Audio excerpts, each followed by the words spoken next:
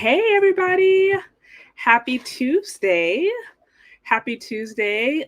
Thanks to everybody who has joined and who is on the way in. As y'all know, like, share, and subscribe on the way in. Be sure to pass this along to anybody who you think is going to find this information relevant because whether or not this is something we want to talk about, whether or not this is something that is in the news or not, this is something that is actively impacting Black folks and Black Americans today. So I do think it's incredibly important that we take the time to understand how this is continuing to go on. So like, share, subscribe. Also, if you like this platform, the best way that you can show support is through Cash App or Venmo Sade. You can also send through a super chats. That is the way that I can ensure that your guys' specific questions get answered. It's through super chat. And then as always, you can become a channel member for as little as $4.99, where I have access to other exclusive content, and I do a lot of members only lives and just share other details and things there that you just aren't going to hear on my public platform. So that is my little pitch.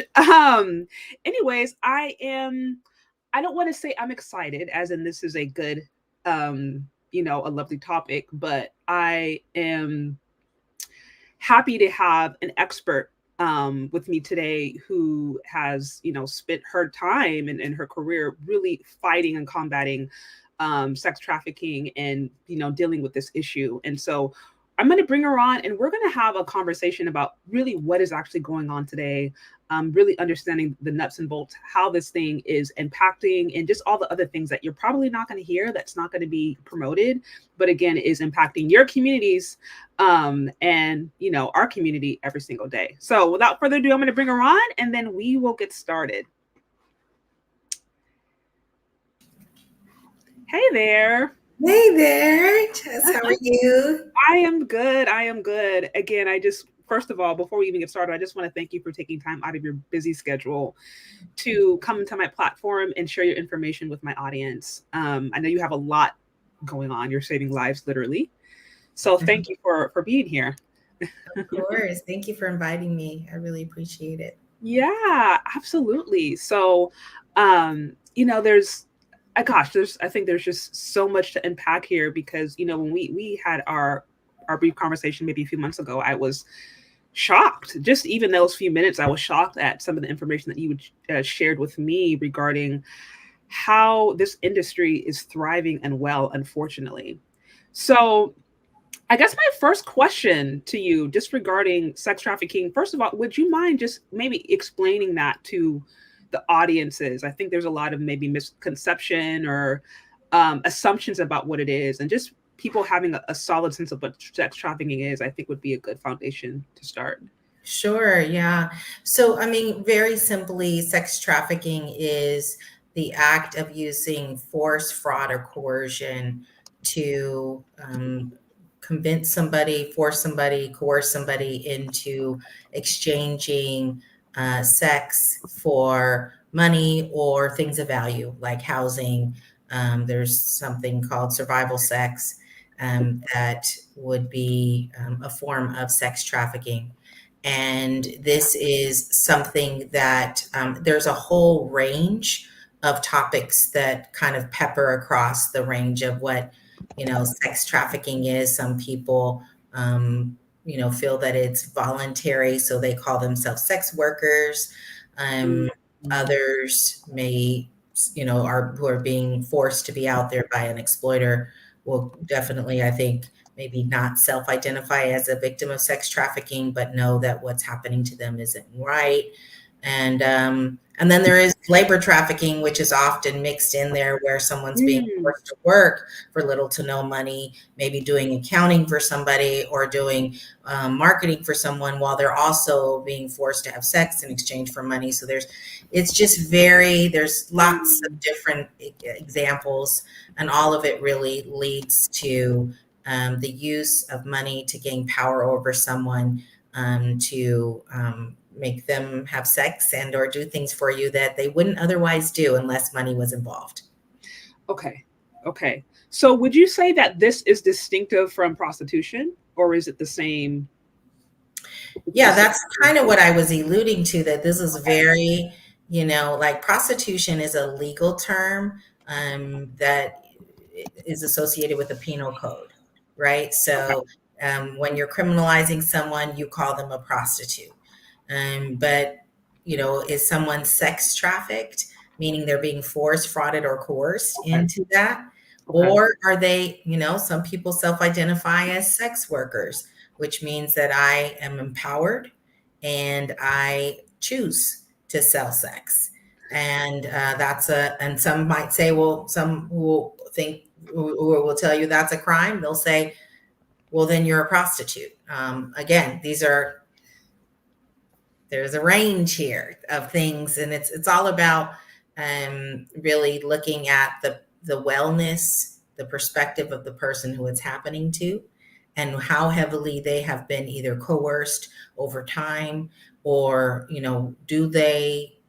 have they chosen this out of a place of power, out of a place of empowerment, or are they choosing this because they have no other choice?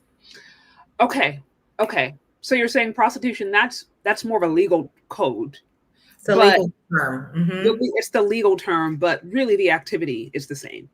Correct. Really the activity. And it's interesting because it was a few months ago where I got, this is a tweet that I shared that went viral, and I had I remember there was one, I think in particular, sex worker who was very upset at me, was furious, and I don't even remember exactly what it said, but I think it was something to the extent of like, look, being a Black woman doesn't make you a prostitute. They're not synonymous, because I think even this topic of sex trafficking, sex slavery, whatever, you're already going to have people in the Black community who are just going to look the other way, because they're like, they've chosen this. We live in the era of Sukiyana, of Sexy Red, Glorilla, Meg Thee Stallion. Like these are different large artists who are, if they're not pushing this agenda, actively, they're at least subtly pushing it, right? Mm-hmm. And so it's like this culture right now, I think, is very much around this idea of,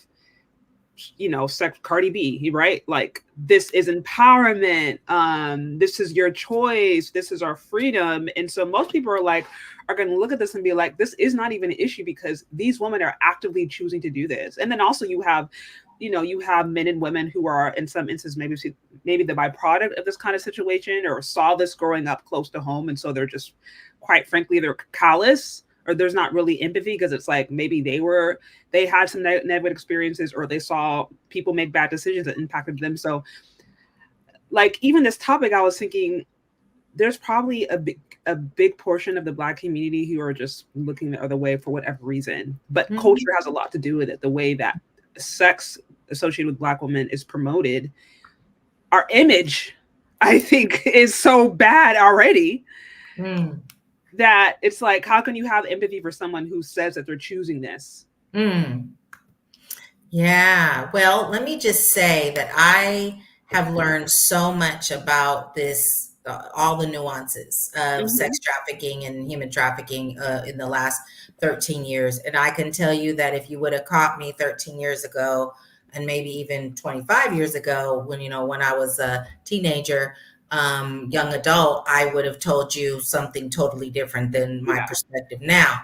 Because when you're in the life, when you're in, when you are indoctrinated, which unfortunately, there's a reason why Black and brown people are disproportionately represented in sex trafficking, because it is part of our history. This is part of our generational slavery, generational trauma. We are accustomed to being productized and deduced down to our body parts, down to the strength of our body. Oh, that looks like let me switch it on you. That looks like a good slave that can move some big bales of hay pretty well. He's got some good arms, got some good shoulders on him. Right. Let's put him on the block and let's get him sold off. That's called human trafficking. That's called slave trade, where you're looking at people's body parts for what you can get out of them, or their skills. Oh, can they take care of my children well? The mammies back in the day, are they good cooks? Are they this or that? And they're not paid what they're worth, and they are pretty much forced, because there's no other alternative. Hey, we've been indoctrinated in this. This is the way we were raised up here in the U.S. And so now what you've done is you've transformed the slave trade and the platform, into a blade, a track, where we're standing out, and people get to peruse, and they get to drive around and look and see who has a, you know, big enough breasts and big enough booty, and, you know, and the right color eyes and the right kind of hairstyle for me to pull them into my car and get them a couple $100 for 30 minutes of this or that. And so this is normal. This is normal place for us. And unfortunately, sadly, not the way it's supposed to be. It says nothing about us. Does not mean that we deserve this. Doesn't mean that we should own this. Now, I can see what, you know, when we see this empowerment, you know, of Megan or Cardi B or whatever, like reclaiming it. This is part of the stages of change. This is what we have to do. We reclaim what someone tried to force on us, because and we restructure it, and we relabel it, and we retell the story in our own words, because it feels better. It feels like a step in a better direction. You know, like you're not, and I don't know, maybe I'm the only one who's telling on myself here, but you know, I can remember going from being a victim, you know, someone cheating on me, someone, you know, lying to me, someone this and that, to where I was like, you know what? You know, what's good for the goose is good for the gander. And so you're cheating on me, I'm going to cheat on you. You're playing games with me, I'm going to play games with you. This is in my teenage years. Okay. but it was all around us. This is the baby. This was the way that we've been raised to play all these games with each other, one up each other, and pretty much dishonor each other in many ways, relationally, because we've been dishonored as a people, as a culture. Yeah. And so we just are perpetuating the same thing. And at the end of the day, we come away, and do we really find love? Do we really find the things that we're looking for? Do we find honor and respect? Do we find the finances? You know, there's been studies that have been conducted of people that are being trafficked. You know, that people sell them a line, oh, you know, sex workers as well. Oh, you're gonna come up, you're making this much, you're gonna have that much at the end, you're gonna buy this, you're gonna do. Most of the people end up broker than they were when they started. Plus they're strung out.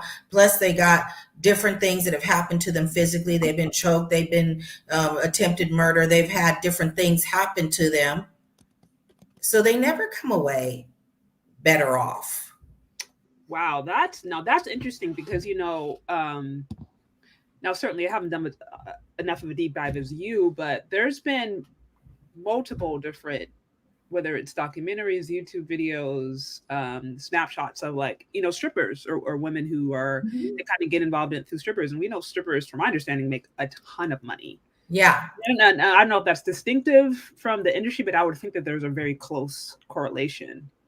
Oh my gosh, yes. It's a pathway. It's like, you know, you want to go into this line of business, that's where you start. And, you know, people who are able to stay there, not partake of substances, not take of the offers of, hey, let's get into the back office and get into the after party area, or let's, you know, go to hotel afterwards and start, you know, taking dates.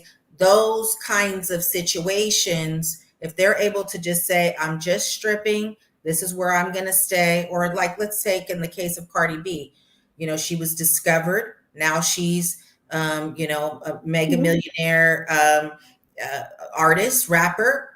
There are those kinds of situations.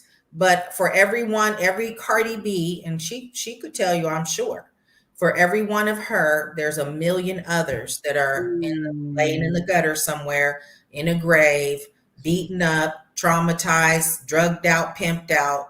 And so for me, it's not a strategy, you know? Yeah. Strategy for economic sustainability. For generational wealth. No. You can't strip your way into generational wealth. No.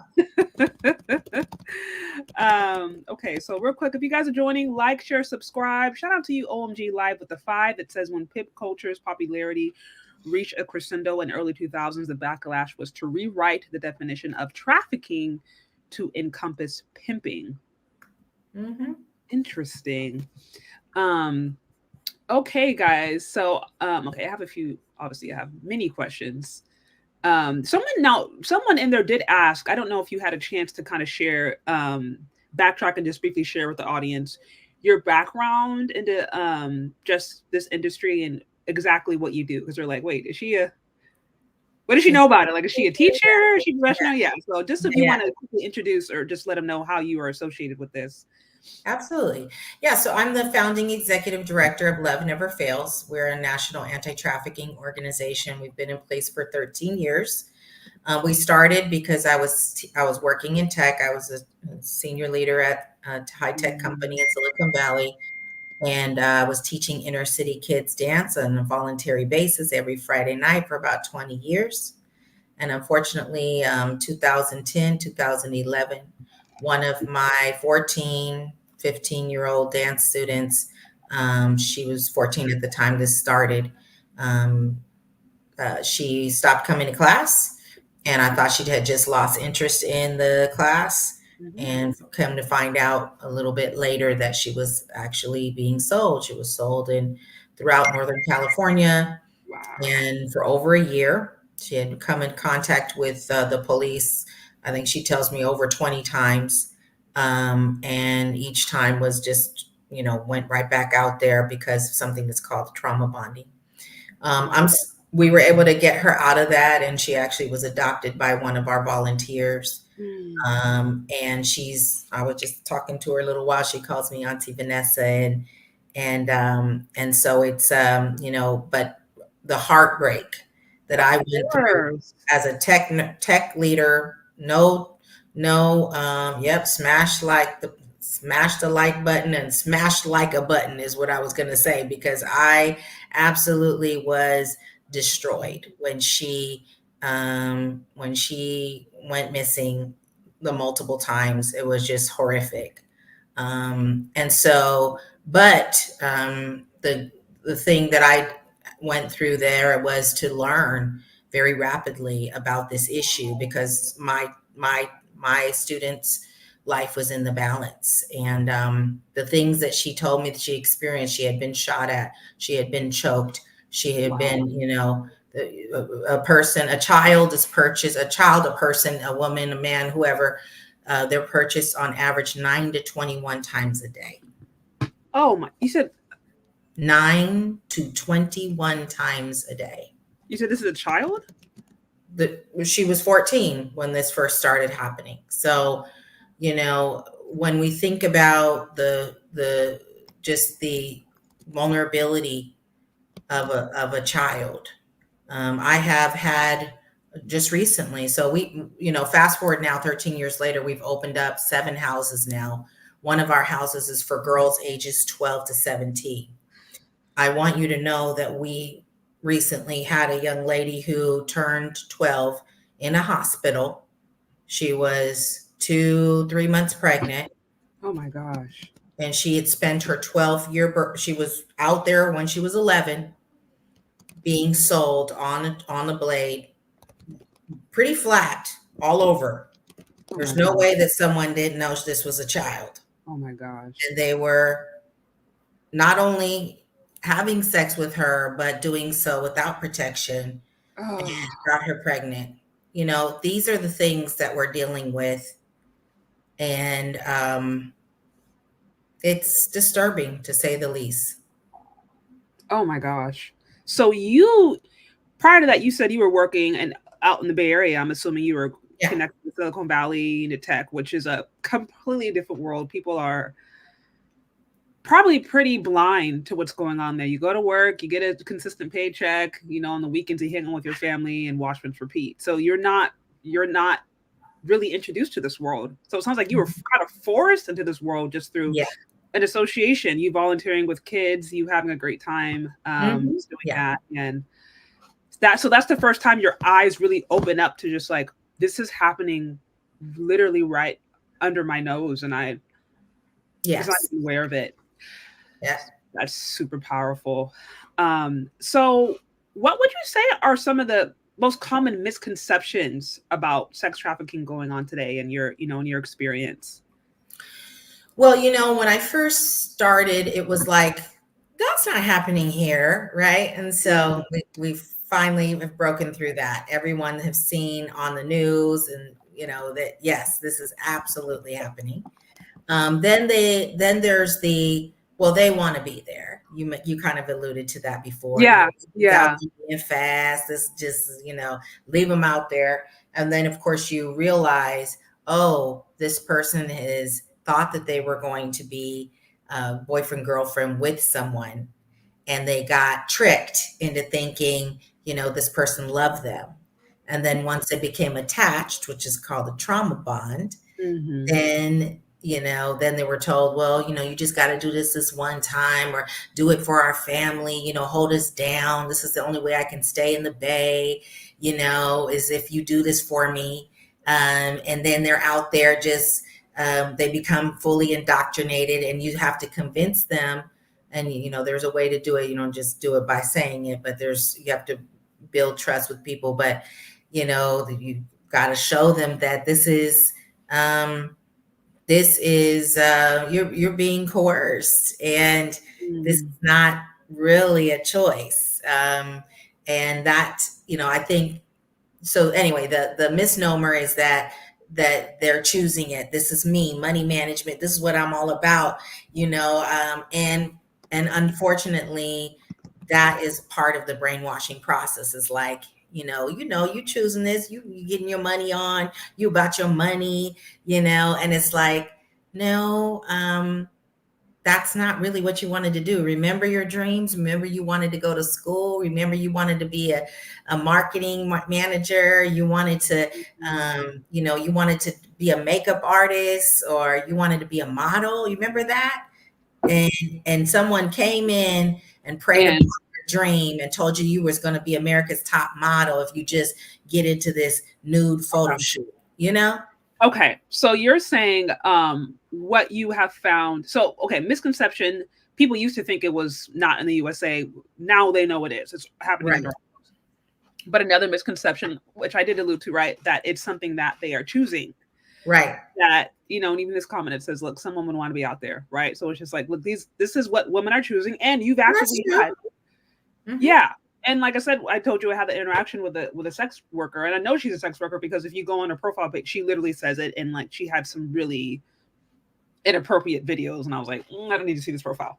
But so yeah, women who out there who are choosing it and who are like, no, this is empowering.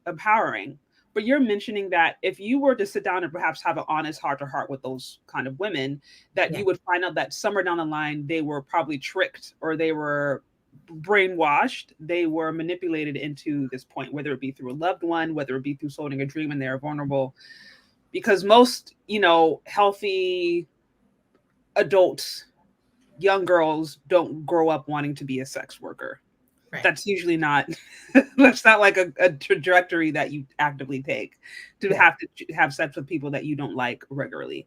So as you're saying, there's some brainwashing in there. Absolutely. Yeah. Okay. I think one thing that we have to understand, and this is really hard for us, but there's a very gray zone between choice and coercion. And it takes some work and some time invested to understand whether someone says, I want to be out here, I like this, as someone mentioned there, I like this, well, let's talk about it. Tell me what you like about it. Well, I've gotten accustomed to the, having to be with 9 to 21 partners. I'm used to that. I'm a sex addict now. I like it. Okay, so let's talk about, love. Do you feel loved? No, I don't. How do you think the people over here think about you? Well, I think that they see me as a freak, a product, nothing, nobody. I feel alone. And before you know it, you got somebody bawling their eyes out. Somebody who feels like a hollow shell, that doesn't feel seen, has forgotten all their dreams. All they ever think about is money, or getting high, or that dress, or those nails, or that hair that they're going to get, and the adoration that they'll get from a buyer because they just want to be loved. So, and these are conversations that you've had. Women that they chose this lifestyle, and then after having had just a series of questions, they quickly find out that crap. I'm just you're just coping at this point. Yeah, I think, it's super important to, and it's not to be like, I told you so, or, you did something wrong. No, it's like, dude, you went through a hard time and this is where you found yourself. Yeah. Like you just take a minute, reflect on how you got here. And 9 times out of 10, they'll say, I was being molested my whole childhood. I was told by somebody, hey, you already sleeping with everybody. You might as well make some money. Just make some money out of it. And so this is all I know. And I always try to come at people like not from a place of shaming them or anything. I mean, even, this is probably hard to hear, but across the whole spectrum, the exploiter, the buyer, the trafficked, all of the people, why are you doing this? Yeah. There's something deep inside that is not quite right that you're doing that. Absolutely. And so I'm always searching for the thing because I want to see people well. And I want to see people feel loved and cared for. And but they can only receive that if they really love and care for themselves. Absolutely. Real quick, I do want to acknowledge Lorenzo Jones for this 20. I appreciate you. It says sex trafficking is so serious. Men and women driving in traffic is sex trafficking. Also, when parents wonder why the kids act strange, it's from multiple sex partners in one's past, epigenetic inheritance of trauma. Yeah. Thank you again so much for the support. I really appreciate you, Lorenzo, for that. Again, guys, if you're joining, like, share, subscribe. If you like what's going on here, the best way to show support is through Cash App and Venmo, Shay Sade. Also, super chats. I'll be sure to acknowledge all super chats. And I do want to quickly, I saw some Cash Apps come through from, let's see, Russell Richardson for the 20 and the 10. Thank you so much, y'all, for your generous support. I really appreciate it. So, okay, you mentioned a couple of things that I think are actually worth teasing out. First of all, I saw a comment that made a good point about boys, because I know you mentioned how there's different safe houses and things for girls that are opening up. Can you just maybe break down a little bit more detail what percentage of boys or men are being involved in sex trafficking, and are there resources that are also available for them? If you might have any more info on that. Yeah, so I'm the last data of that I've seen about trafficking of boys and men, it was somewhere around 3 to 5% in terms of sex trafficking. If you're talking about labor trafficking, 50% of labor trafficking are men.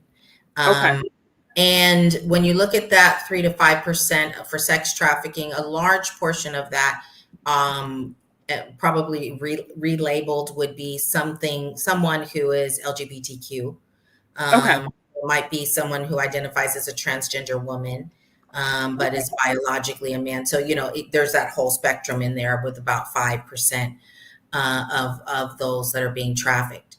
And so what oftentimes I see, I have a 16-year-old right now that we're working with, and they identify as a boy, but they are genetically a girl, and they are, because of those challenges of like going through that transition, there have been people that have said, "Oh, I'll help you with that transition," and I'll support you, and of course ended up trafficking them and during that transition, because they're vulnerable at that time when they're like, I don't know who I am, I don't know whether I'm a boy or a girl, these kinds of things, or non-binary, whatever it is that they're going through, there's someone lurking there looking to take advantage of someone who's having a difficult time. Yeah. And so that happens a lot with young men. that have been molested, young men that are identify as gay, or are going, maybe thinking of, going through a transition, a gender transition. Those young men are very easily preyed upon. Okay. It also happens to straight, whatever, heterosexual, however you want to relate, cisgender men also happens there, but much less likely. Less likely. Okay. Mhm. Okay. So you're saying the last data that you showed, it showed about 3 to 5% of sex traffickers were boys. Now, but as far as labor victims, not traffickers. Yeah. Sorry.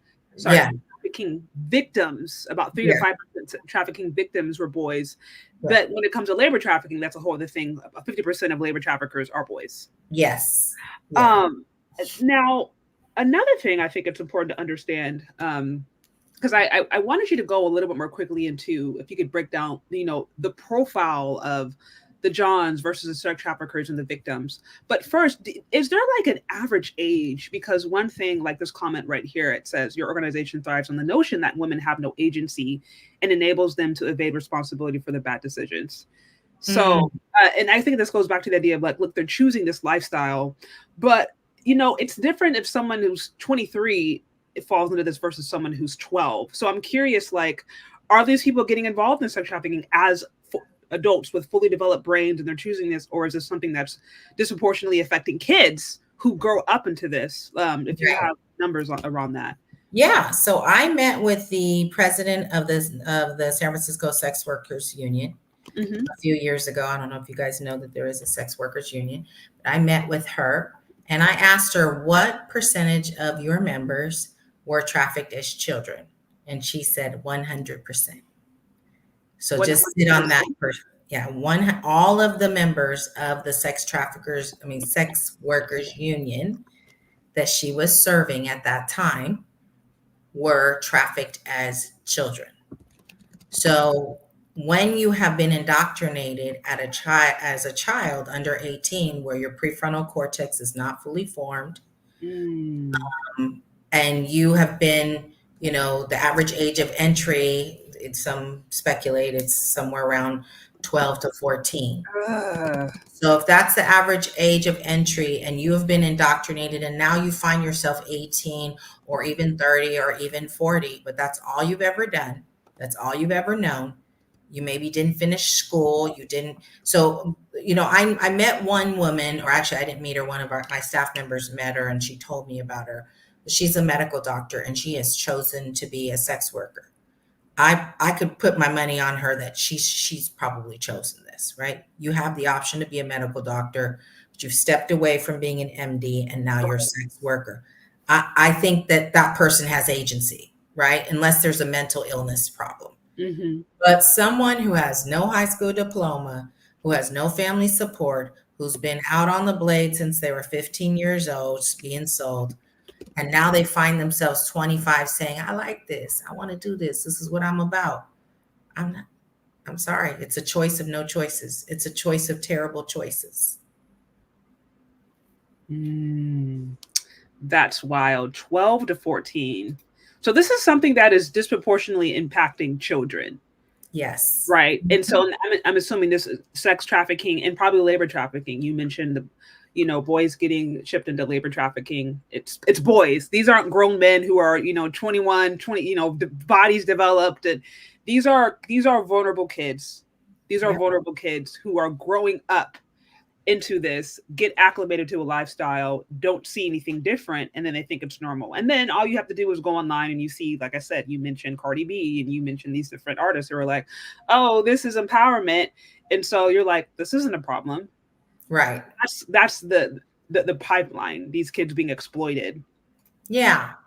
Yeah, it's sad because the exploitation is happening on many different levels. I mean, the purchasing of that's right, Terenzo, the Sound of Freedom movie documentary absolutely, kind of captures the prevalence of this, especially internationally.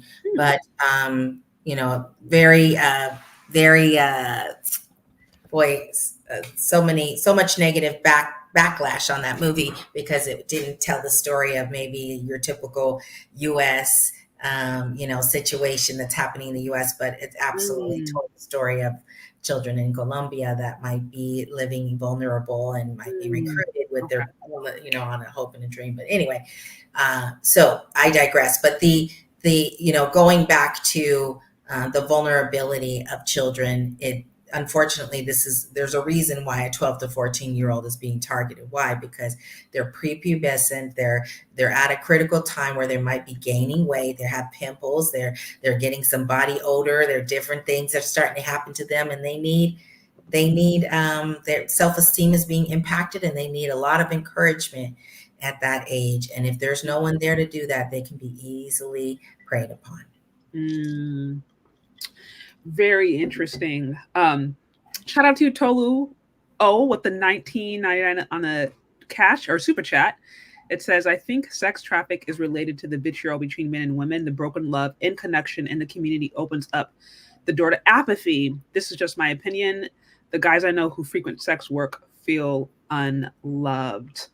That's very, very interesting. Very interesting comment that kind of feeds in back to what I said earlier about there being apathy. And it leads me to my next question. If you might have a little more insight into the profiles, like I think you mentioned the average profile of the victims of sex trafficking, anywhere between 12 to 14, overwhelmingly girls, Black and brown girls. Yeah. So those are basically young kids, many of them who have already been sexually molested or already have a history of sexual abuse. I'm assuming they come primarily from single parent households, fatherless homes. And so these are the people who are the most likely to be trafficked. Now, do you have the profile of the traffickers, those who are the most likely to take advantage of these women, and then the JONS, those who are actually, the buyers, the buyers? Yes. Yeah. So here's the general profile, and I want to say a few things about this because certainly we have some issues about who gets arrested in our country and who doesn't. But when you look at arrest statistics around exploiters, about 44% in one study I saw from the DOJ, 44% of those that are arrested for exploiting people are Black males. 26% are Latino males. When I looked at an Alameda County report, these are individuals that are ranging between 18 and 28, so around that age. Interestingly enough, when you speak with many of them, they will tell you the story of how, again, they were corrupted by their family. They were taught that this is our family hustle. They also, many of the people who get trafficked are trafficked out of the same reasons that they become exploiters. So now some of them are psychopathic, some of them just don't care about anybody, but many of them are doing what they're doing because they too have not found an alternative to what, coming out of poverty. The average buyer, and by the way, I want to give a shout out to Exodus Cry. They have a wonderful movie which people should watch called Buying Her. It's at buyingher.com. It's stories of all kinds of sex buyers that very much aligns with the stats, which is in the 80 plus percentile. Sex buyers have been found to be white males. 26% of them have, I actually have the stats here. 26% of them have a higher education. Wow. And, the average pay that they are making is $66,000 a year. And one of the other stats that was particularly disturbing to me is that 49% are married. 49%. 49% are married. Yeah. So, yeah, no. So I was just going to say the reason why the point that one of your callers or one of your participants made is absolutely on point about, we've got a lot of work to do in our relationships and the way that we treat each other. And when you watch the movie, they will tell you That is straight up, they will tell you all the men were in the movie are married, wow. and they will talk about what led them to buying sex and how, in one case, the buying of sex led to an attempted rape. And it all started with pornography, which then progressed into an insatiable desire for sex buying, which then progressed into an insatiable, well, in that one case, into attempted rape. Whoa, that is wild. Yeah. So you said, okay, I want to just quick recap because that was a lot of information you dropped. So going back to the traffickers, you said now we have to keep it in mind. We know the arrest profile is not perfect, right? But some of the recent stats you showed, 44% were Black males who were traffickers.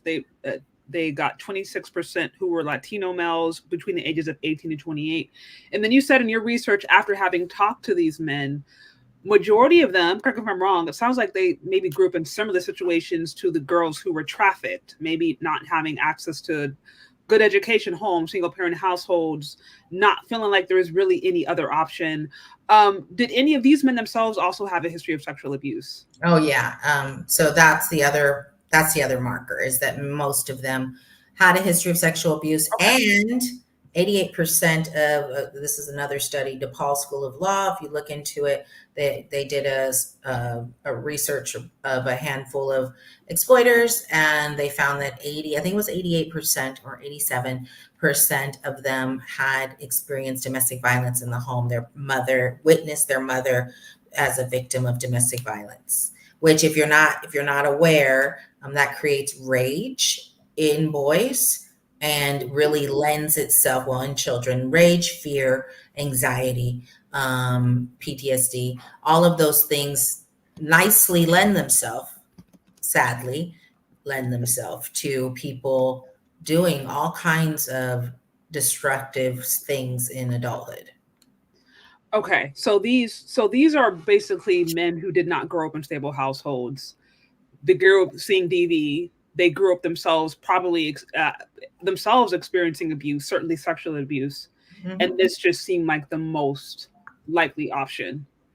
Yeah, especially if it's happening in your neighborhood. You Yeah. see people Okay. so doing it, it's like it's socially accepted in your neighborhood as a way to make money. And it's also glorified and glamorized on rap and I mean, I can't tell you how many songs it's just all about get that hoe to make that money for me. That's the theme. It's the brainwashing. The brainwashing is just like, I mean, you have media reinforcing, because I had asked this question, I think yesterday, where I was like, can we really say that slavery has ended, or is it just been rebranded? We understand the 13th Amendment, which disproportionately targets Black males, disproportionately. But then also you have this industry, sex trafficking, which disproportionately affects Black women. Mm-hmm. Then you said second to that is brown women, Latinas. Mm-hmm. And you said 80% were white males. Correct. It seems like middle class white males. You said around 66,000 was the average pay. So these are middle class, married white men who are engaged in this market, who are benefiting from this market. That's right. That's wild. And it's basically Black people who are being exploited in it, or who are kind of managing it. But oftentimes, again, these aren't people who are coming from, two-parent households with access to education. Like these are people who are already kind of beat down and who kind of felt like this was their best option. Right. So that is absolutely wild. And it's interesting you mentioned pornography. Is there any more information or any more stats on how there might be a link between pornography or sex trafficking? Like, is there data on that? Oh yeah, tons of it. And again, Exodus Cry, I think, does one of the best jobs at telling that story. They have a whole series called Beyond Fantasy that kind of speaks to the rewiring of the brain, the addictive properties of pornography. And of course, you see a lot in the news right now tons in the news around different bills that are, being passed to ensure that pornography doesn't include children online, because we're seeing so much of that. And then also with the onset of AI, the way that, deep fakes and technology is being used to take someone's likeness and morph it into a naked child's body that's not, maybe it's an AI body, but now I've taken your likeness and I've morphed it, and now I have a video that I can show. But there is, Beyond Fantasy is all about how there's this fetish for looking at children and scenarios where, they literally recruit girls that look like they're younger, 8-year-olds or 9-year-olds, and have them dress up in little baby doll dresses and things like that, because that is a fetish that is in top demand. Oh, by the way, one platform, OnlyFans, was actually brought into Congress, did a hearing and investigation of OnlyFans because they had themes and Pornhub, specifically, actually it was Pornhub that they investigated, that had themes on their web page like white master choking, black slave. Oh gosh. And so they got held accountable for putting those themes onto Pornhub and OnlyFans, these fetishes that feed into people objectifying people based on their race, based on their age. And again, all of it is this insatiable desire that is coming out of people to, as one buyer said, it was in an article that was taken, some interviews were taken of buyers in Boston, and he says, I think of the girls that I'm purchasing as a cup of coffee. You drink the coffee and you throw away the cup. It's disgusting. It's absolutely disgusting. I mean, when you break down the profile of the people who are consuming these things versus the workers, like it's eerily, it's just too eerily closely connected to slavery, as you mentioned. It's maybe if it was a more diverse, profile all across the board, then you can make other arguments. But it's like, how do you have a market that disproportionately exploits Black people, that is, disproportionately funded and enjoyed by white males, and we can't act like there's not some form of a connection here. Especially Right.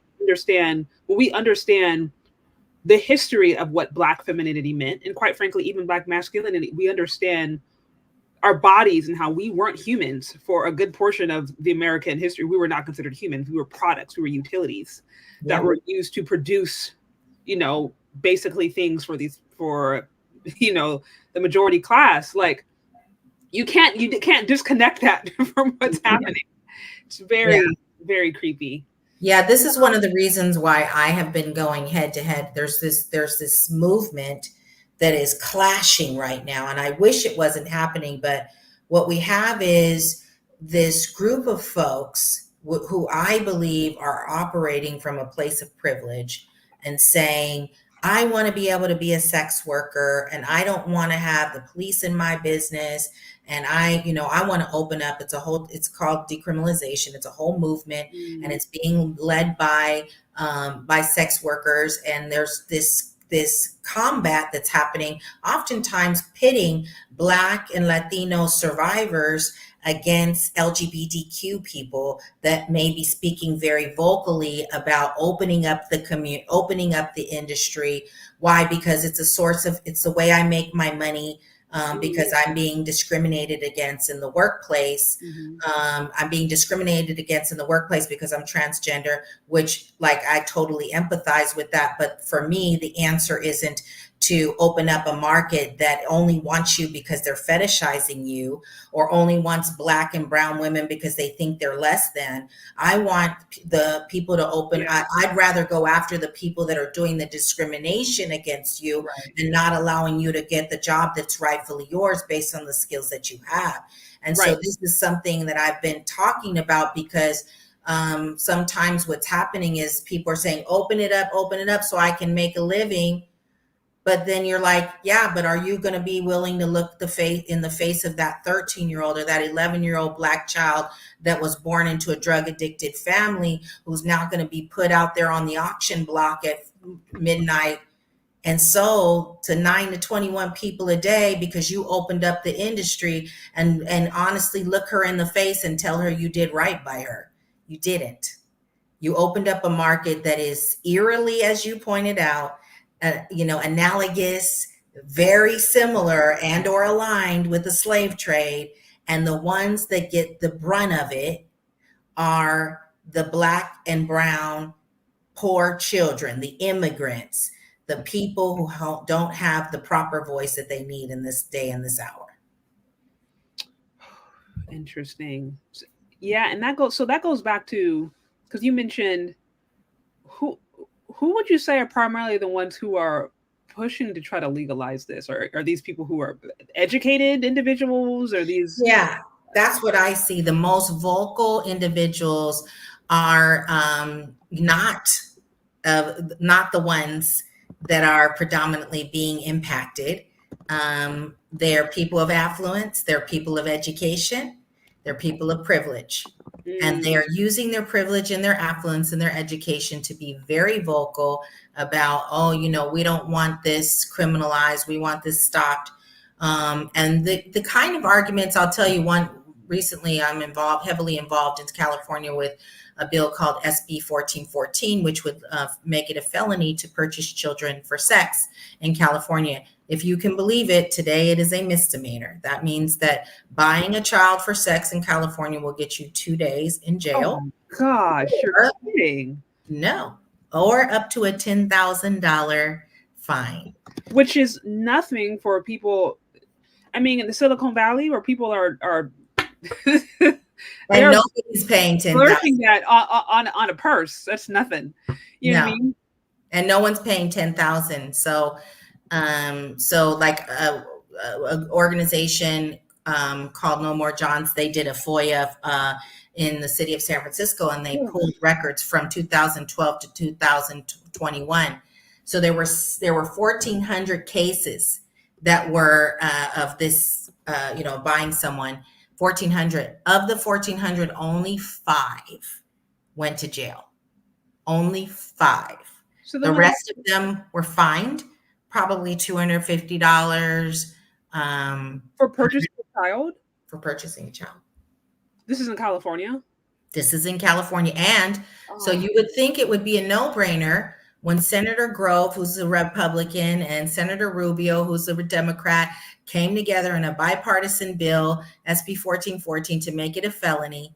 You would think that it would be a no-brainer, but you know what? No, they pushed back, and they said, some of the people got up and they gave reasons like 16 and 17-year-olds need a way to provide for themselves.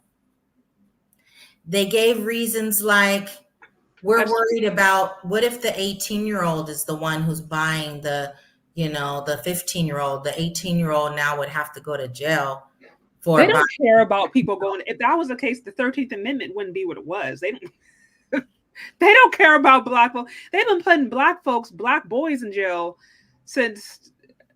So well, now it's a monetary thing, because the California Finance Committee got up and said, we don't want to support this bill. And this is all recorded. If anybody wants to record it, we don't want to support this bill because we're trying to close prisons in California.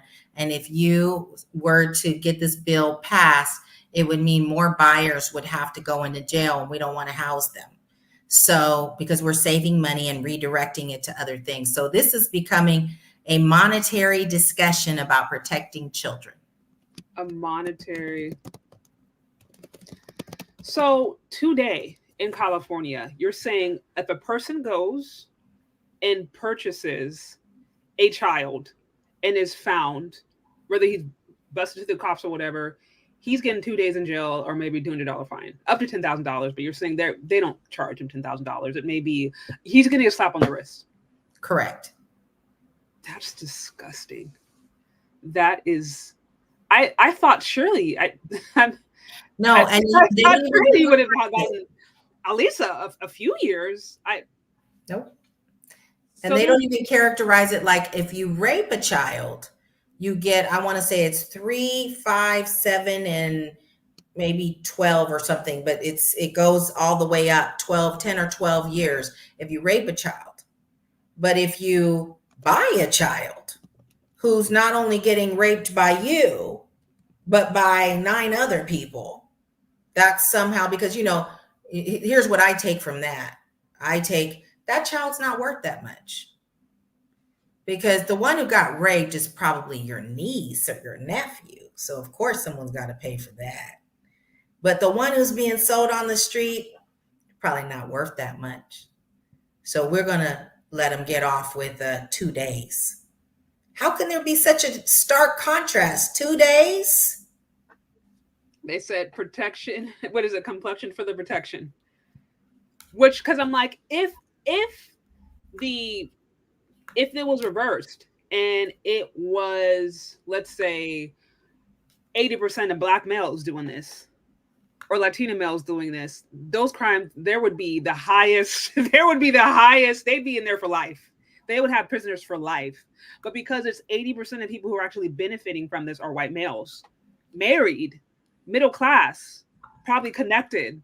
It's like, of course, they're going to find reasons to be like, well, it's not that big of a deal.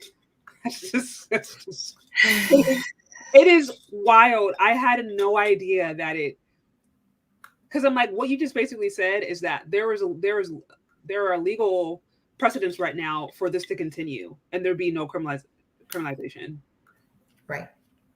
Yeah. Like the JONS don't really have a reason to be afraid, especially if they have money, because you mentioned these are middle class, but let's say you're upper class or you're a white man that has resources, whatever. Yeah. There's no reason for you to be afraid if you decide to purchase a child. And you said it's children are, a child is purchased, I'm assuming this is in the USA, 9 to 12 a day? 9 to 21 times a day. A child is purchased in the USA. Mm-hmm. 9 to each child is purchased 9 to 21 times a day. Child is purchased? I thought you said 9 to 12 were purchased a day. You're saying each child. So you're saying each child who was, and again, we're saying children because you're saying the average age that these people are being trafficked is between the ages of 12 to 14. Yeah. So these 12 to 14-year-olds are working or being abused 9 to 21 times a day. Correct. Oh my gosh, Jack! I thought you said initially it was on 9 to 12. That's insane. That's even worse than I thought. Mm-hmm. That's even worse than I thought. It's I can't even put into words what it must. And I try. I mean, it's very graphic. I try not to scare people with this, but I want people to catch it. This isn't Sleeping with Brad Pitt, or The Rock, Dwayne Johnson. No. This is someone who smells. This is someone who is 80. This is someone who, sorry, no offense against 80-year-olds, but I'm just trying. These are people who have to buy it because they're not having success in whatever capacity. And I was kind of curious when you said 49% of them are married. That's a whole other thing, because it's like if you're married, you would assume that you certainly have access. Well, the guys that were in this movie buying her, they talk all about, one of them, I don't want to spoil it for people if they're going to watch it, but one of them said there was just something that really turned him on about completely controlling another person, and not like he knew that what he was doing to the person hurt them. And that turned him on. So mixing violence with sex, that's a theme. Or not caring about how, you're laying down with your wife, you've got to, if she says, ow, that hurts, you have to stop. If she says, I don't want to tonight, you can't do it. Okay. If you have to be kind to her, you've got to, say nice words when all I really want to do is just do what I want to do. So here's the money, be quiet. We're going to do it like this. And that's all there is to it. So. Ooh, that's crazy. Now, I wanted to mention something because the monetary argument, and I argued against this again, when the California lead of finance said, oh, it's going to cost too much to house the people. Do you know that for every dollar that you spend on prevention and intervention, you save $34 in aftercare? So what does that mean? That means that by you stopping someone from buying children early, because they have a fetish for that, and you stop them in their tracks, you will save the state $34 for every dollar spent. So if you're telling me it costs you $100,000 to house that person for a year or 2 years or 3 years, and that's just too much, the state doesn't want to pay for it, you're going to have to pay $34 for the aftercare. $34,000, right? $340,000 for the aftercare of each one of those children or those people that you bought, because they're going to end up in mental hospital. They're going to end up in emergency rooms. They're going to be trying to commit suicide. They're going to be overdosing on drugs. They're going to give birth to children that are going to go into foster care. They're going to be in domestic violence shelters. They're going to be a whole life spent dealing with unraveling this act that you did. So do we want to spend the $340,000 on the aftercare and let that keep incrementing? Or do we want to nip this thing in the bud and start getting people into a place of accountability because they have these behaviors they need to go take care of? So basically what you're saying is that they're just gaslighting. They don't really care about that, because you actually save money by making sure kids remain kids and are not caught up into trafficking. And again, we're saying kids because for those of you guys who are catching on, the overwhelming amount, they said the average age of a person being trafficked, a woman being trafficked, is 12 to 14. Yeah. Right. And so that's why we're saying kids, because it's really kids who are getting involved in this. Now, I did see this comment right here. It says, can we concentrate on the all-encompassing, confusing idea of sex trafficking involving adults? We know anything minor is criminal. Yeah.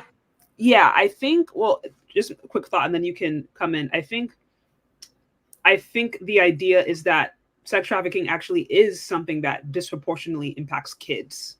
So I think I don't know that there's much to focus on as far as adults are concerned, outside of these kids grow up to be adults in it, but it's not like there's an industry of sex trafficking that overwhelmingly involves adults. These are kids being trafficked. This is my thoughts, but I mean, what do you think regarding this comment? Well, I think my point of saying 12 to 14 is the average age of a person that's trafficked is 12 to 14, and that's usually the entrance point, right? But many of those individuals grow up to be adult, maybe self-identified sex workers, or they may grow up to be trafficked. A lot of people I've seen that are out, when I go out and I do street outreach, I see them and they work, but they can't make ends meet. So they are out there taking a few dates and, on weekday night, Thursday night, Friday night, to make ends meet. I got to make my car note. I got to pay for my childcare. And so, yes, do we see it? And is it a problem? But yes, we see it happening to adults. And the key here is the adult doing this out of necessity, or are they choosing this? Have they been coerced in it? You might say, well, they're not being coerced now. They're out there. It's called being a renegade. They're out there on their own. They don't have a pimp. They're standing out there. And the question I have for you is, Why is that? And what can we do to make things a little bit more equitable so that people don't have to get out onto a Blade or onto OnlyFans and do this to make ends meet? Yeah, no, absolutely. Here's another comment. Shout out to you again, Torenzo, for the 10. I appreciate it. It says, with Seggs attached to the monetary system, this should tell people how fictitious the monetary system is, but people will be more triggered by this comment than mad at the system that perpetuates it. Thank you again for the 10. I appreciate you. Another one, it says 19 legal brothels open in Nevada. White folks is your agency campaigning against them. They are selling Seggs there. Yeah, actually, there's a few survivors that have lawsuits against the state of Nevada, and there is another documentary again on Exodus Cry that is all about that kind of speaks into this, in that even in the brothels where they say that they clean, everything is clean, and that you do med checks, and that they do psychological assessments and things of that nature. Many of the people that are working in those spaces, they still come away with, venereal diseases of different kinds, because condoms break, because people fake their testing results, because exceptions are made for people, and also the psychological damage that many people say that they endured while they were being sold. They absolutely did not want to be there, and they felt like the assessment, so-called assessment that was done, was really just kind of checking the box rather than seeing whether that person was mentally well enough to be there. Absolutely. Yeah. So basically just from what you've shared, some of what you've shared, it sounds like there are many reasons, right, that there should be a larger push for us to try to completely end sex trafficking for multiple reasons. Its impacts on Black and brown communities, its impact on girls. This is something that disproportionately affects girls, which is, again, labor trafficking, guys, that's something different. But there's so many reasons that this should be dealt with. But there is monetary incentive, and there's likely a $1 billion industry connected to this, unfortunately. And so it sounds like there are policies or lack of policies that continue to allow it to be what it is. Yeah. So, $150 billion industry, according to Forbes, in the US alone. $1 billion. $150 billion. So put that in perspective. I think the NFL is valued at 99. Okay. And, so, I mean, this is big business, right? So, it's big business. It's, I guess best kept secret. We see it with Jeffrey Epstein, that movie. People, oh no, it's not happening. Oh, there's no pedophile island. Really? Because it was there, and there was tons of people that were visiting. Tons of people. Here's another one that says, I never understood how those pimp movies of the 70s were celebrated. I always thought it was a cultural difference. It seemed like brainwashing. I would argue that a lot of what we see that is promoted to Black culture specifically is brainwashing, because we don't control, Black folks in America, we don't control really any of our distribution, right? Like, we might be in the movies, we might have Black artists, but they're signed to producer contracts. They are signed to larger record labels who are basically telling them what to do, how to perform. And if you understand anything about the history of Hollywood, understand how Hollywood even got off the ground and the racist themes and all of that, like, it's never really been on the side of Black folks. Right. So I think because it's not Black people who are controlling their messages from beginning to end, you have ultimately other communities who are making these larger decisions about the messaging that is getting across and the distribution associated with it. That's why a lot of this stuff is brainwashing, because it's not coming from us organically. That's my thought. Yeah, no, I think it's not coming from us organically. And I mean, I would even go so far as to say, have we been given space to even know who we are? I Yeah. mean, to explore who you are, truly, it requires that you be able to sit and be safe and rest, know, and take a moment to reflect on what you like without anyone influencing you or pressuring you or whatever on who you are. It requires cultural influences that have been stripped away. It requires history, much of which has been stripped away. Mm-hmm. And so there's this inner turmoil that many people groups are experiencing, but namely Black and Latino people that have been, and Asian people who have been forced out of their homeland here, or even Native people that are living here that have been forced now to move on a reservation. That's a whole nother topic. We didn't even talk about missing and murdered Indigenous women. MMIW, that's a whole nother horrific situation that's happening. But anytime you don't respect and honor people and let them safely settle and reflect on who they are and start to indoctrinate them, right? This is all part of a colonizing process that happens, to make people like you, force people to not like the things that they've culturally, that they believe in, and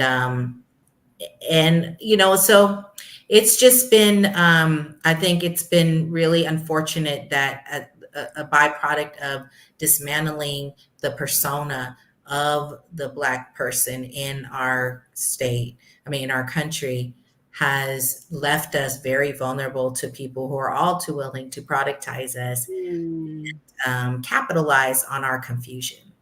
Absolutely. Yeah, you touched upon so much there. Everything from, if you have them in space to grieve, right? Understand your history, understand the traumas, like if you, to a certain extent, have always been on survival mode, then what you're experiencing is a natural byproduct. Because what we've covered off up to this point is essentially those who are disproportionately involved, whether it's the trafficking end or the victims end, right? These are people who are coming from disadvantaged communities. A lot of this is systemic. A lot in that, we don't have the whole time to go into it, but if you understand even a little bit about certainly Black American history, you understand that there have been multiple policies and multiple things that have happened to disproportionately destabilize the Black family. That goes without saying. And so these are people who are growing up in destabilized families, largely due to policy and just other different things, which makes them vulnerable to this cycle of poverty, which is deeply connected to this industry, because it kind of, and these people, these young girls in a weakened state, these boys or sometimes men, right, are oftentimes grappling with poverty, grappling with crime, grappling with these other things, and they come with being sold, hey, do this, you can get this, you can get out of poverty, you can escape this lifestyle of crime, you can escape this and that. So they're kind of sold a false dream, and then it's coupled, reinforced by these different images we see online, music videos, different movies that we see, different influencers, different artists that look like us who are reinforcing these messages. Yep. So it's coming from all these different areas. Yep. And it's driving this. You said, is it, to be clear, is it $150 billion industry annually? Yeah. Okay. Mm-hmm. And is that worldwide, or is that just in the USA? Just in the USA. Yeah. And that's that was stated in a Forbes article, cracking the $150 billion business of human trafficking. Oh, actually, I'm sorry, my mistake. It says it's a global industry. So okay. The US, global industry, okay. $150 billion. Okay. Okay. Yeah, so I want to be mindful of time. I know you've have a lot going on. So again, I thank you for coming and sharing your information with us. And those of you guys who are new, she actually does run an organization, Love Never Fails, that is actively involved in trying to remedy this problem and bring practical solutions to people who are into it. So when we're done, I'll be sure to leave the link if you guys are interested in learning more about her organization, perhaps want to get involved or just understand more about what's going on in general. But yes, that's what Love Never Fails about. I know some of you guys are asking about that in the comment section. Okay, so just a few last quick questions. I don't remember if you covered off. Do you have percentages? Like we know that sex trafficking disproportionately affects Black and brown people. Would you happen to have the percentage breakdown of how much are Black girls versus perhaps Latina women, Asians, white? Would you have percentages around that? Yeah, 40% are Black, 26% are Latina. Okay. And then there's the remaining is, Asian, white, Native, and these are pretty broad buckets, right? We're talking, yeah. There's multiracial, there's different things going on. But if you look at people groups that are highly underrepresented, like Native or Polynesian, we see this at a much higher rate, and those populations also see it at a much higher rate with LGBTQ. So just depending on how you slice it, you begin to see the story that it's really impacts the most vulnerable. The most vulnerable. Yeah. Mm-hmm. Okay. So Black, 40% Black, 26% Latina, and then the rest you say are a mixture of white, Asian, Native. But it's connected to the, who are the most economically disadvantaged, Black, Latino. So there's a connection. There. Oh yeah. I mean, yeah, 13% of our country is Black, and 40% are represented in the trafficking space. That is a huge disproportionality, and again, doesn't make sense unless there is a fetishizing of a Black body, a Black person, and it goes back to, who are the least to be looked for. The ones who are adultified.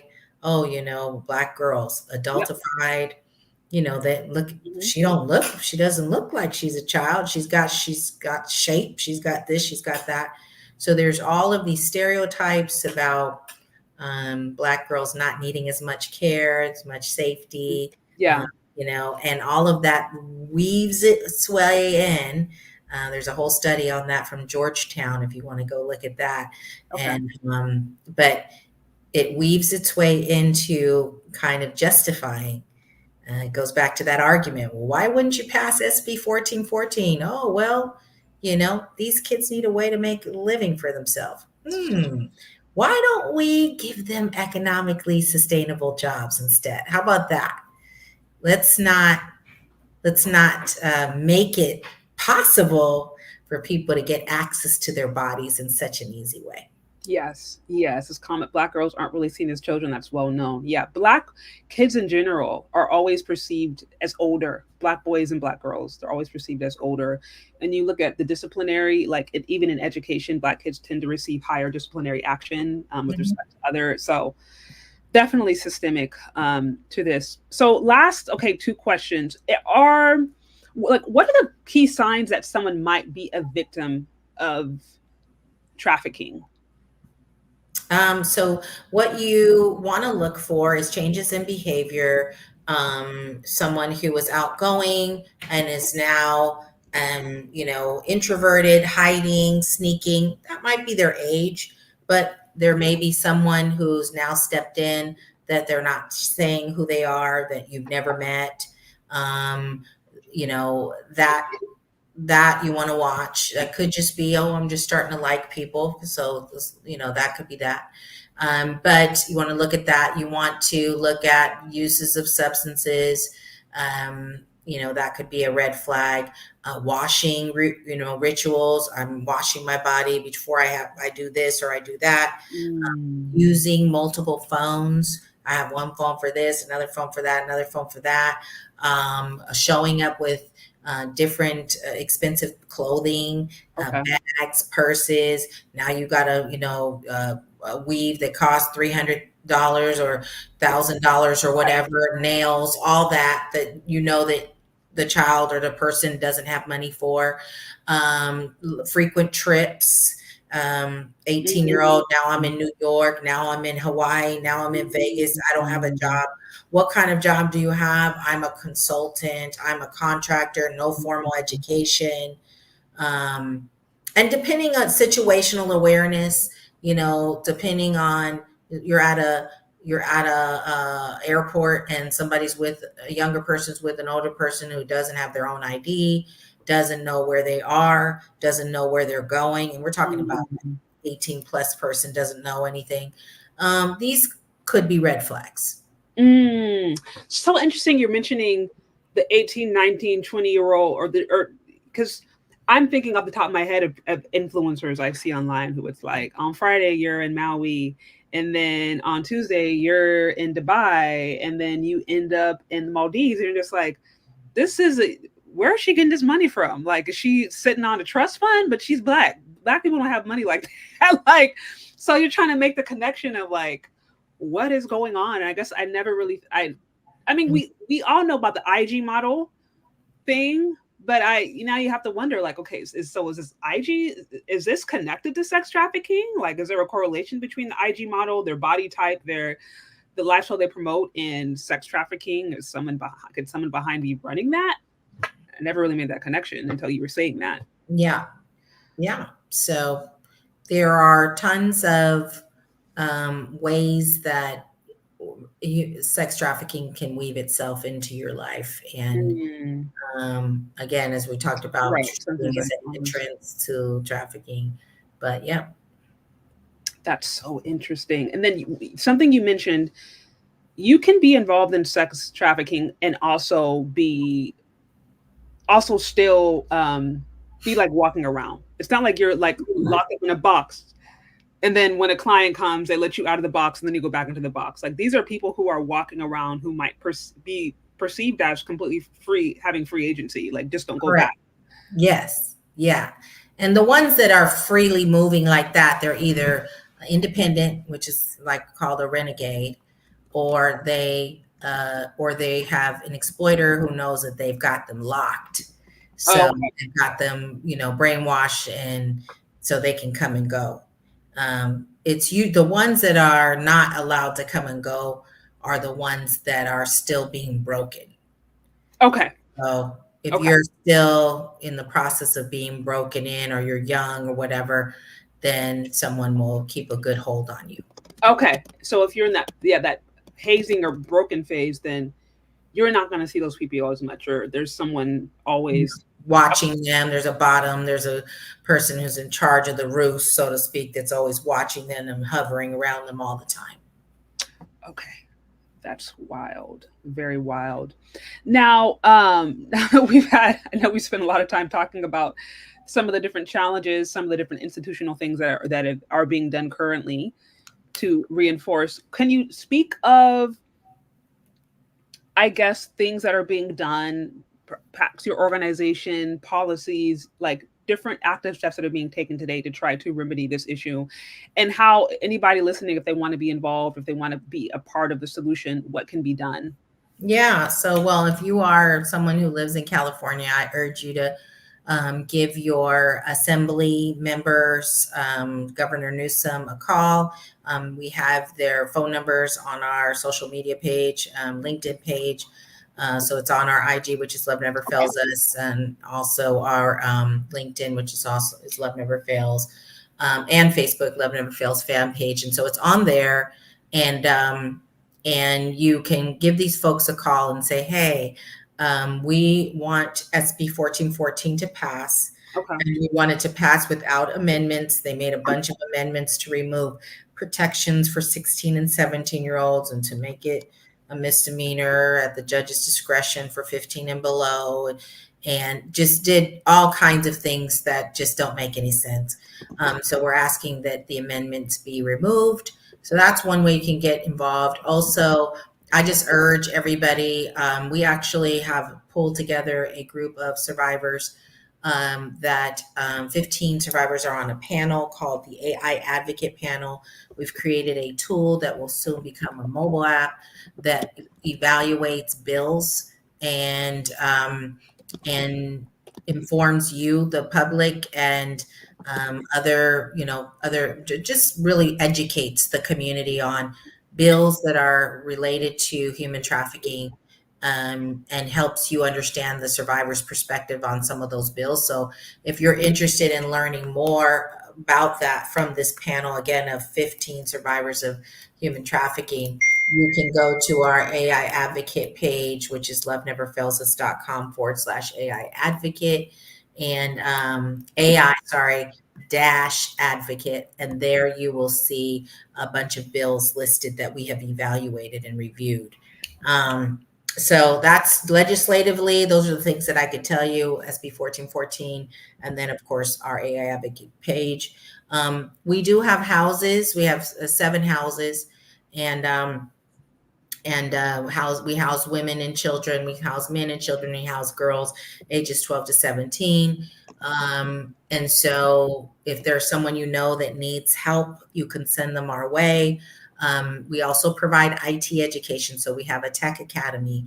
And so if people want to change their life, they want to get into a career that's economically sustainable, we invite them to choose tech, because there's a ton of upward mobility and bringing in some digital skills.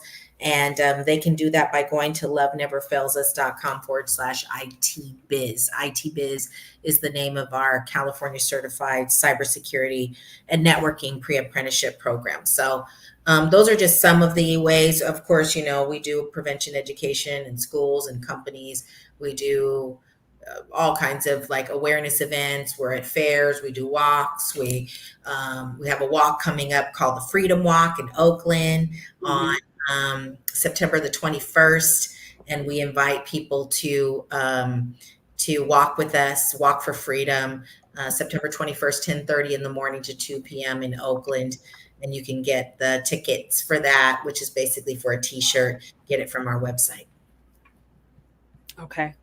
All right. So there's practical ways, talking to, reaching out to your politicians, advocating for the past. You said it's the SBS 14? SB 1414. Okay, SB 1414. Okay, and then check out her website, you guys. There's a ton of resources there. I have it linked. Loveneverfails.com. I'll also be sure, or no, loveneverfailsus.com.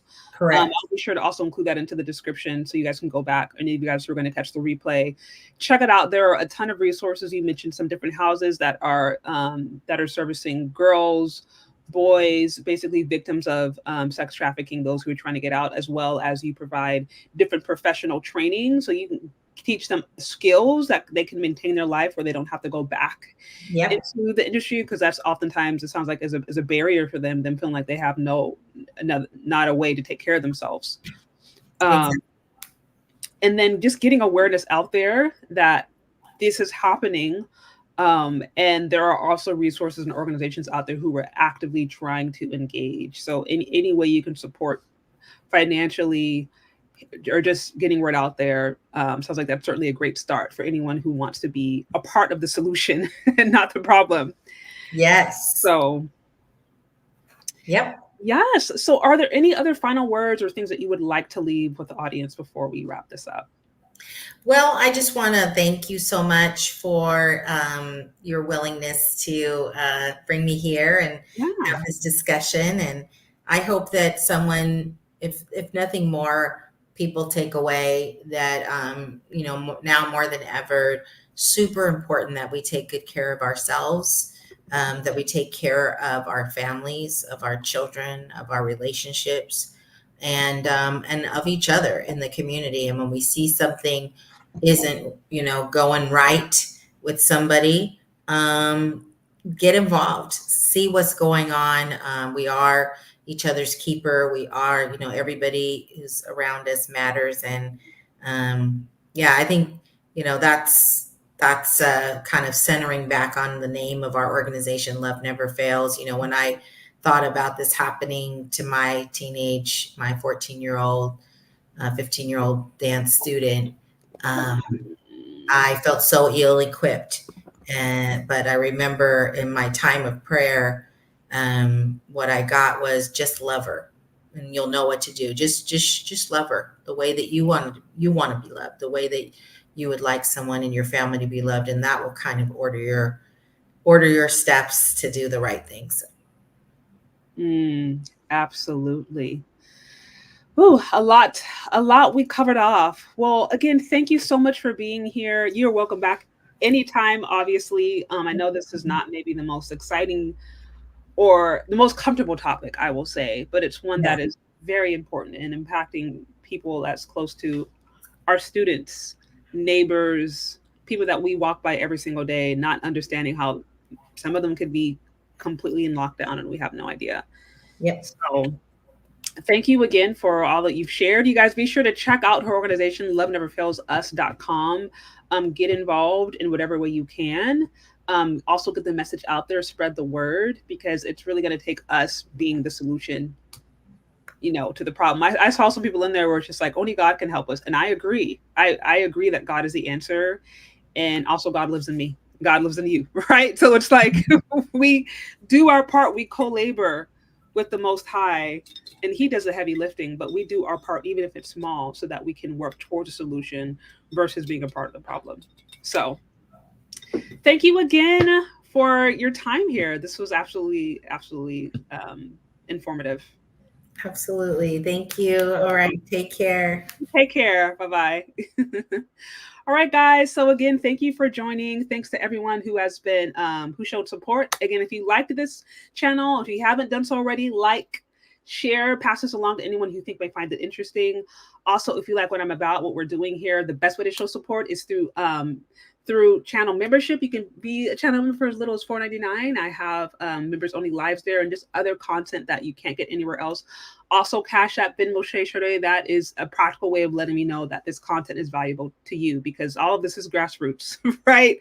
I'm getting funded by you guys. So if you like what I'm doing, if you want to hear more about this kind of content or just more things that are going to uplift our community, Cash App, Venmo, Shea, Super Chats as always. All those things let me know that I'm on the right track and that I'm providing you guys value. So if you are here late to the game, no problem. You can go back and catch the replay. We covered off a lot of information, but really it goes down to, this is an industry, unfortunately, that is disproportionately infecting Black communities. They're the ones being disproportionately exploited. And unfortunately, there are currently policies in place that are allowing it to happen. So in order for things to change, it's really going to take us. It's going to really take people caring enough to say, hey, there needs to be a difference made. And to be clear, this is something that is impacting children predominantly. It's not, grown women in their 30s, 40s deciding to be trafficked and then just saying, okay, I'm a sex worker. Like, I think that's how it's promoted. But she mentioned earlier that the average age of a person being trafficked is between the age of 12 to 14. These are not grown adults who are choosing this. These are young kids who are being exploited. So this is why I think it's an important thing to talk about. Anyways, thank you guys. Also, I am in need of moderators. So if any of you guys are following me or are here, just for lives in general, it's really helpful for me to have moderators. Like, I had someone that I don't know how long he was acting crazy. I eventually blocked him, but I'm not always able to keep up with all of the comments and things that are going on if I'm like talking to an interviewer or someone. So if any of you guys want to actually be a moderator and help, just make sure the chat is clean, and then also share things. Like I said, if you can share my Venmo or Cash App information, it'd be super helpful. Or just share the information of the person I'm interviewing. That'd be super helpful, because it's just hard for me to keep track of all of that. So if anyone's interested, let me know. I would greatly appreciate that, as I would make my experience a little easier and make sure I'm more involved with you guys versus keeping trolls out of the chat. Anyways, this was good. Be sure to stay tuned for other upcoming lives or just other upcoming content. Hit the notification bell if you have not already, so that you are notified each time I do drop a video, because I know some of you guys follow me and just for every reason don't always see my content. So make sure that you are not only subscribed, but that the notification bell is checked. And yeah, we will talk later. Okay, guys? Bye.